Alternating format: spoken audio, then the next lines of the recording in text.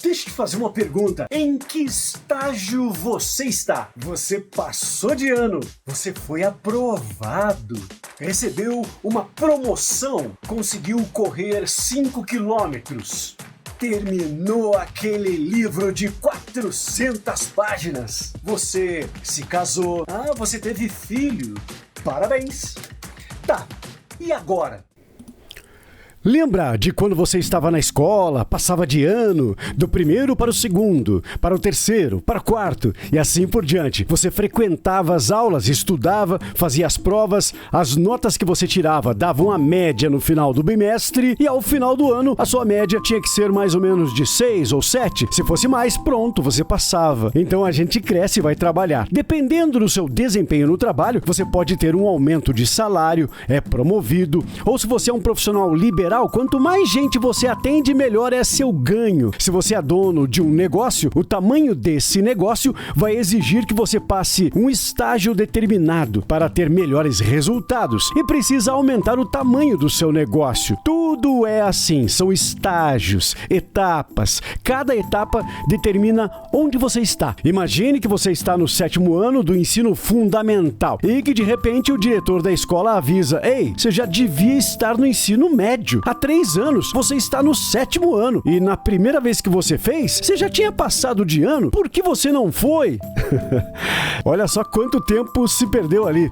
Parece um exemplo absurdo, mas esse exemplo é muito simples. Pode colocar a gente para pensar em como nós podemos parar em determinados estágios e não nos darmos conta de que já poderíamos estar mais adiante, mais evoluídos, melhores. Mas a gente sabe que muitas vezes uma pessoa olha para o passado e percebe que poderia ter feito mais e poderia ter tido resultados melhores, poderia ter subido de nível, aguentaria a evolução e aí sente aquela frustração, arrependimento, um sentimento de rancor porque não conseguiu tomar as decisões que fizeram com que essa pessoa estivesse alcançando voos mais altos. Nas empresas, tanto como dono como funcionário, muitas pessoas estacionam, não tomam as decisões de subir de nível por medo ou insegurança e passam-se os anos, a frustração pode afetar o fator psicológico e muita gente só vai se dar conta que poderia ter subido de nível quando perde o emprego ou quando o negócio vai à falência, porque não teve força para decidir evoluir. Muito se fala em sair da zona de conforto. Pois é, ficou na zona de conforto até que o mundo veio, atropelou, pediu passagem e passou. Portanto, se eu fosse te dar um conselho, seria esse: quando você sentir medo de tomar decisões, procure ajuda. Ajuda de quem você confia, ajuda de quem você acredita que pode ensinar a tomar a decisão certa, ajuda de quem poderia te ouvir, até uma psicóloga, um psicólogo, ajuda de um analista, de um consultor de carreira, de um especialista na área em que você atua, ajuda de quem está no nível que você quer estar, seja assistindo a um vídeo como este, ou a um CEO de uma empresa que você admira, do atleta em que você espelha o seu futuro. E mais, a idade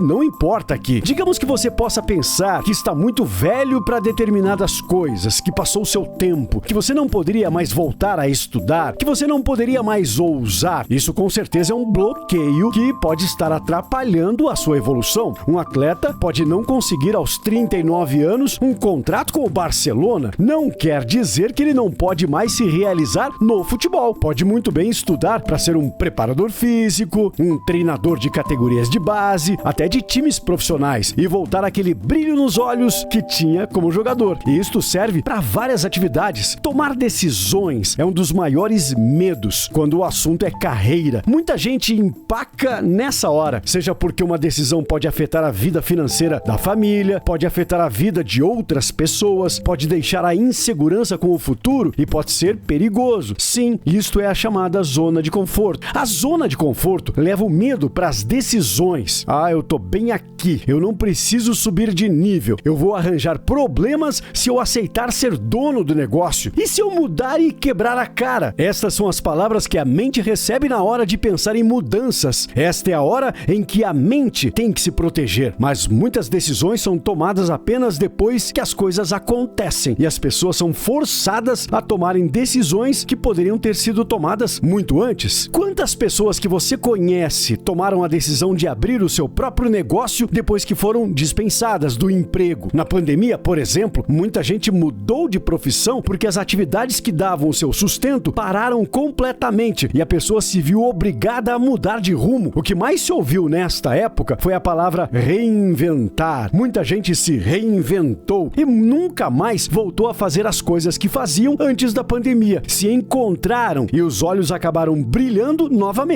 Eu mesmo conheço muitas pessoas que mudaram o rumo profissional de suas vidas e são muito felizes fazendo o que foram quase obrigadas a projetar de forma obrigatória porque os boletos venceram. E fique bem tranquilo, medo de tomar decisões não é apenas uma reação sua. Muitas pessoas têm. Eu diria que a maioria das pessoas tem. A primeira dica é: relaxe e admita que tem medo. Saiba que você não está sozinho e procure captar informações, procurar saber qual o real motivo desse medo e conversar, debater, pesquisar qual seria a melhor forma de enfrentar esse medo. A segunda dica: a partir do momento em que você admitiu que tem esse medo e que ele pode prejudicar a tomada de decisão, é saber onde procurar a ajuda que você precisa para seguir com seus planos. Saiba que uma pessoa que tem medo de altura pode nunca perder o medo, mas sim enfrentar, se preparar, se cobrir de equipamentos de segurança e aos poucos subindo os andares, para perceber que estando com um cinto, uma cadeirinha, pode escalar uma parede de 5 metros, outra de 10 metros, 15 metros e logo poderá escalar uma pedra de 50 metros de altura, mesmo com medo. A terceira dica: não precisa tomar a decisão e fazer tudo de uma vez só, vai aos poucos. Por exemplo, se quer mudar a atividade profissional, pode continuar com a atual e se preparar aos poucos para a mudança, fazendo cursos, se preparando, juntando conhecimentos e dinheiro, até se sentir seguro para decidir que agora está apto para encarar o novo desafio, o novo trabalho. O famoso um pouquinho a cada dia funciona bem e a mente vai captando a mudança e não fica tão radical. Dicas como estas são importantes para que você tome a decisão sem perder o medo, mas sabendo lidar com ele. Muito obrigado a você que chegou até aqui, passou desse estágio. Muito obrigado. Que tal curtir? Que tal compartilhar com seus amigos? Que tal se inscrever aqui no canal? Eu agradeço demais. Muito obrigado. Muito obrigado. Paz e amor.